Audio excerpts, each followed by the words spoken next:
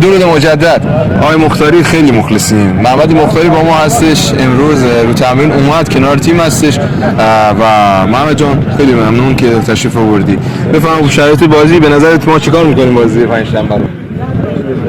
خسته نباشید میگم به شما و همکار محترمتون. اول اینکه من اینجام چون خودم توی شرایط قرار گرفتم، میدونم که الان باید یعنی الان تیم بیشتر از هر لحظه و هر روز دیگه و هر بازی دیگه به روحیه نیاز داره. خواستم بیام بچه‌ها رو ببینم، بدونن که ما کنارشونیم، یه روزی ما جاشون بودیم، این شرایط رو داشتیم، درکشون می‌کنیم. مطمئنم، شک ندارم که داماش این بازی قطعا پیروز میدان خواهد بود. من باشیم با اختلاف هم بازی رو خواهد بود.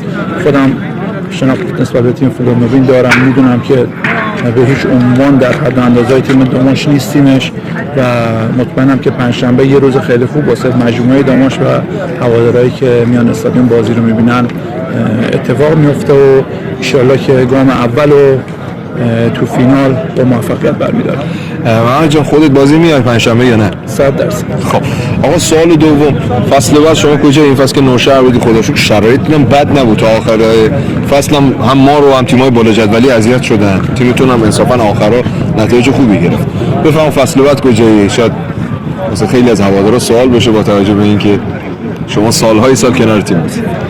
سوالتون خیلی حاشیه داشت ولی فعلا خب این فصل تموم شده، اومدیم پیش خانواده‌ام، چند مدت میخوام استراحت کنم و ان شاءالله ببینیم شرایط چجوریه. اول فعلا به نظرم کل تمرکزمون رو بذاریم روی موفقیت داماش، فکر کنم خیلی بهتر باشه. ان شاءالله داماش بیاد بالا، دل هوادارا، دل کل این بازیکنان مجموعی که زحمت کشیدن شاد شه. ان شاءالله ببینیم فصل بعدی خدا چی می‌خواد. آقا ممنونم. زنده باشید. مرسی از وقتی گذاشتید.